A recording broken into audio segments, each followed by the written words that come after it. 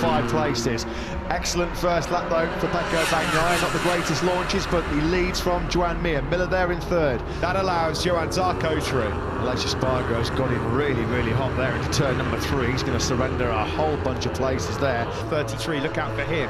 Yeah, Maverick Vinales unfortunately going the wrong way, just like his Aprilia teammate Aleix Espargaro over the line. Way early on here, Miller has fallen nearly 6/10 of a second behind Joan Mir there in 3rd place. He's not under any great early to him.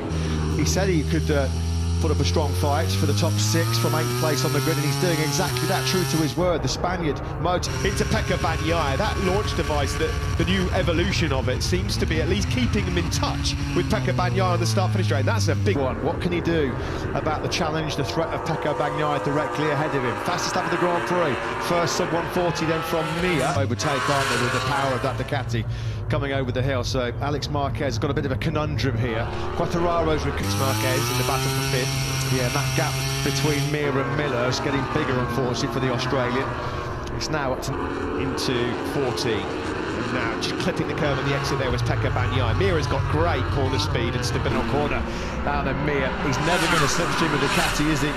Coming over that crest, then dropping down the scary, picked the way through. Now Alex Marquez up the inside of Martin into turn 3. Oh, Quattararo as well. By the LCR Honda man. Yeah, Quattararo down into turn 5, but he's wide. Yeah, he's going to run him wide. Marquez should just get him on the cutback. They're going to be rubbing pain here, aren't they, those two? Nice for the pair of them so far. Over the crest at turn 8, through Craig Jones' corner, turn 9. Yeah, it's always a bit of a stressful mission. Front row start, because Bagnaia has not been able to get away. Further behind these guys, a couple of riders who are going pretty well. Miguel Oliveira's charts like it's a bit too late. That's the problem, isn't it, Steve, when you qualify on the middle of that 4th row and 11th. Alex Rins on the previous lap was one of only 4 men in the 3rd. Mir at turn 3. There might be some bother coming from Marquez towards Miller pretty soon. On that last lap, Alex Marquez. There is Fabio Quattararo, still in 6th place. Yeah, he's not able to get quite on terms there with Alex Marquez. Or Espargaro has been quite disappointing, hasn't he, after that start on the 2nd row in 6th. He's dropped back down to 9th. Oliveira still round. You'd probably think he was on a medium, so this bodes well. Yeah, and that was a shock and a surprise, because traditionally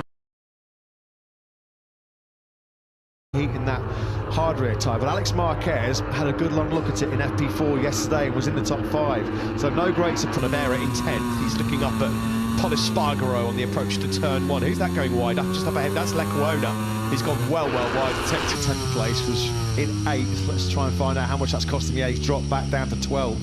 This pace that back the speeds to match these guys, but would it be too late by the time he got there? Well, Bagnaia is already making a break.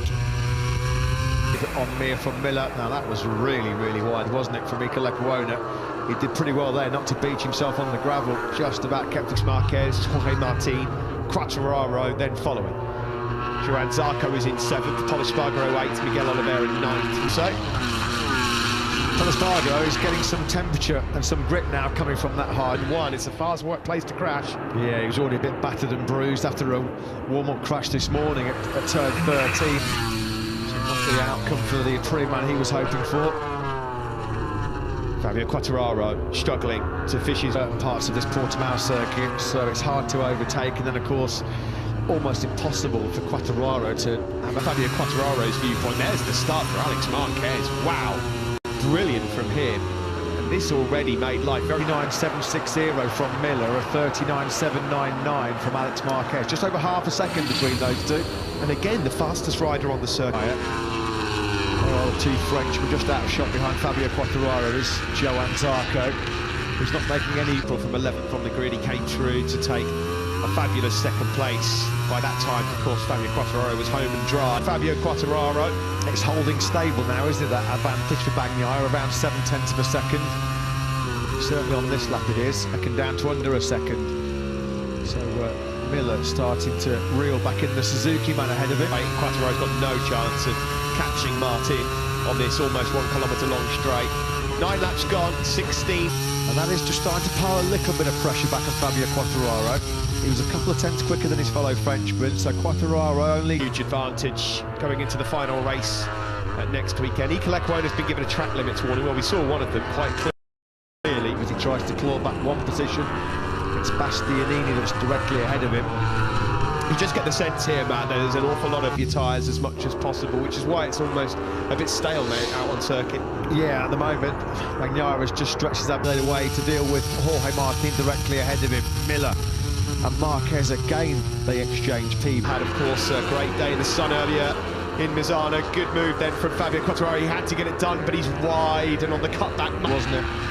For Martin to snatch that place back. Was that Miller just out a little bit wide next to turn number 5 there? Back to Joan Mir. Over the crest comes Alex Or maybe it was on the way in, on the brakes, the tricky downhill. What a ride.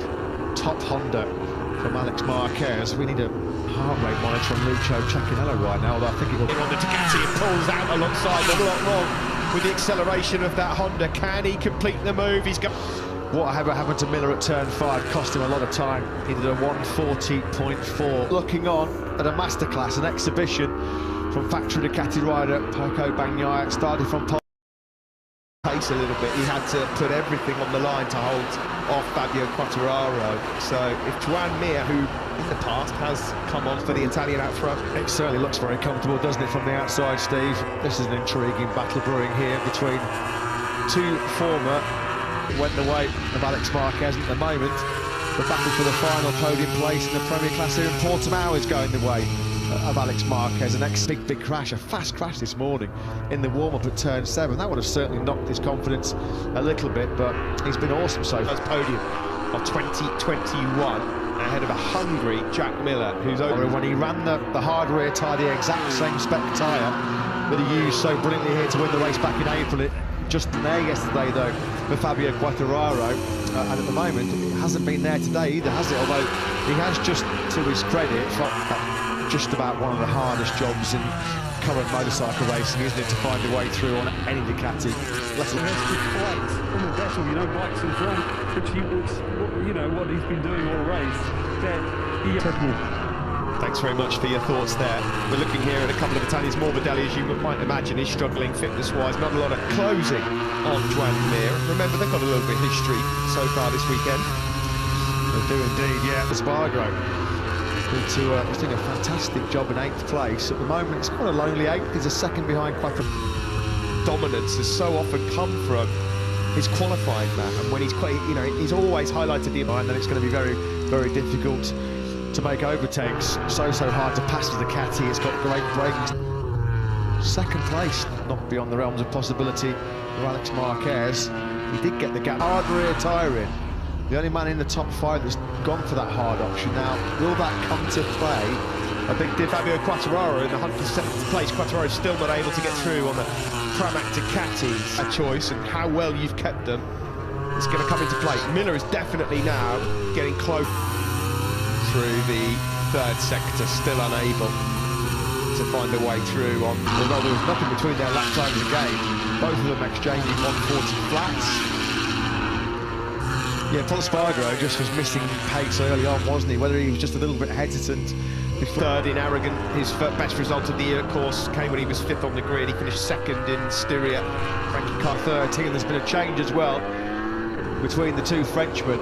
Quartararo's gone. Bullet. Let's stay on board with Jack Miller over the hump, across the start-finish straight. Surely he's going to have a look down into turn 1. Pulls out of the slipstream. Marquez versus Jack Miller. I feel like I've been put in a time machine here and gone back to 2014 as well. The man in 5th place, Jorge Martin, exercising some demons here after that horrendous. This is just going to keep happening. What you're seeing on screen right now is just going to keep happening, because, well, yeah, there you can see just ahead of him, Joan Mir. He's long gone in a gears. A little bit of wheelie there over the crest. He's anxious to use that top speed advantage to try and get his hooks into Marquez. Not close. Paul Espargaro here might just fancy his chances of a P5 if he can get through. Epic performance this though by Mark. What a psychological boost it will be to come here to a track which left him so, but this would be a terrific 5th place. On board here with Fabio Quartararo. Is he going to have a look the final turn? Let's see how he's getting on. These guys have just cut into that gap of on the left there. Miller's challenging, and these two are fighting as well, the Pramac boys. Yeah, Zarco's team didn't appreciate that one, did he? All's fair in love and war, Jorge. Is that a pivotal moment? Sector 2, and there was a yellow flag. Oh, no! down! He's got with a crash down the hill into turn number 5. Front end's going to go. There it goes. That was pretty similar to the. So what's happened there? That's been withdrawn immediately. Now then, back at the front here. This is the battle for third. Of the Spaniard behind him. Half a second.